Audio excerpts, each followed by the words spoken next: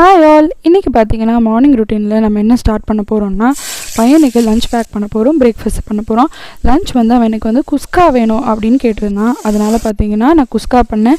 But vegetables நான் பெருசாக add பண்ணல. எனக்கு பொட்டேட்டோ ஆட் பண்ணியிருக்கேன், அப்புறம் வந்து முளைக்கட்டின பயிறு. இப்போ அதை வந்து நான் குஸ்கா ரெடி பண்ணிட்டேன்.